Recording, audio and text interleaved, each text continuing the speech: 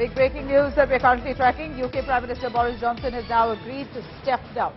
He steps down as Tory leader, will remain Prime Minister until the new leader is elected. This is a big blow, of course, to Boris Johnson. In fact, we hear that he was asked by his own loyalists to step down quite a while ago, but he clung on to power until the end. Multiple scandalous allegations against the Prime Minister for endorsing people who had allegations of sexual misconduct, and also a Partygate scandal that has really gripped his party. At this point, Boris Johnson has agreed to step down after mass overnight resignations.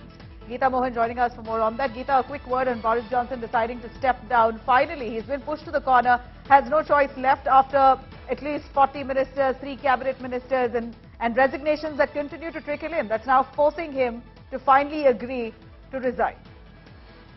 Well, that's right, Nabila. A very huge development from the UK. Prime Minister Johnson will, according to reports, be making a statement very shortly. And he has indeed agreed to resign. But like you rightly pointed out, this is a huge political crisis, an unprecedented one in the United Kingdom that will certainly paralyze the administration to quite an extent. Why? Because even if he announces resignation, there is going to be a whole period wherein they will have to decide who is going to take over, whether if it is Rishi Sunak or somebody else from the Conservatives. We again will have to wait and see, and that also they say will happen only around August, which means it is a long time, about 2 months time period, where the UK administration will be undergoing a huge turmoil. And like you said, there is a huge discontent when it comes to his own party in the manner in which the Prime Minister has conducted himself in the recent past, whether if it is ministers with acts of with allegations of sexual misconduct, or for that matter allegations and charges against him of not having adhered to the COVID norms, rules, the brazen way in which he's acted on many accounts and policies. So a lot of discontentment when it comes to his leadership, and that came about not so long ago, where he scrapingly held on to the prime ministerial position with a vote of no confidence, where a major number of his own party members had voted against Boris Johnson's leadership. That certainly was messaging, but according to the British rules and the rule book, parliamentary rule book, a vote of confidence once won, the party members then cannot again put forth another motion for a year's time, and in that certainly is a long time. So a lot of party members now are looking at changing laws and rules, parliamentary rules in the United Kingdom, to allow vote of no confidence more than once if the leadership or if the party leaders feel that the leadership has lost confidence, and it should not be time bound. So again, we'll have to wait and see whether the rules are going to change or not. But in spite of the rules changing or not changing, the fact that the Prime Minister now is stepping down in itself is a major, major development.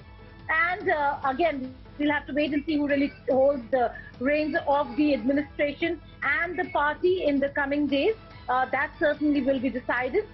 But this comes right ahead of critical, crucial meetings that the UK has been having with various countries at a time, at a juncture where the Russia-Ukraine war is still ongoing. So this entire situation of instability in the United Kingdom certainly does not bode well, not just domestically, but also when it comes to global politics. Yeah. So a major development, but we'll have to wait and see what happens in a short while from now when the Prime Minister himself comes and announces his decision.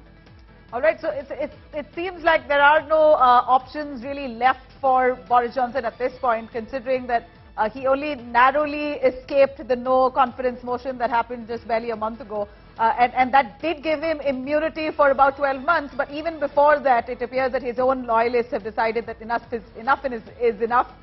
We are not going to support a man who's tainted. At this point, many scandals, Geeta, for the common man to understand here.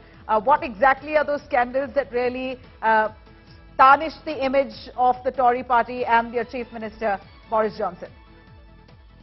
Well, to begin with, there was the ethics scandal that had to do with the party that took place at Downing Street, and certainly did not go down well because it was at the peak of the COVID restrictions, and the fact that the opposition drew a lot of strength from that, from those violations, from the decisions of Boris Johnson, and lately of a minister with charges against him of allegations of sexual misconduct, certainly did not go down well with not just the opposition party members, but also his own party members. Nabila, when the ministers in question in the past were resigning, he still had some stalwarts, important, strong leaders within the party who were standing by him. Whether it is the former mayor, Sajid Javed, a minister now, or for that matter, Rishi Sunak. The fact that they were standing by him gave him a strength and gave him a position and standing within his own party.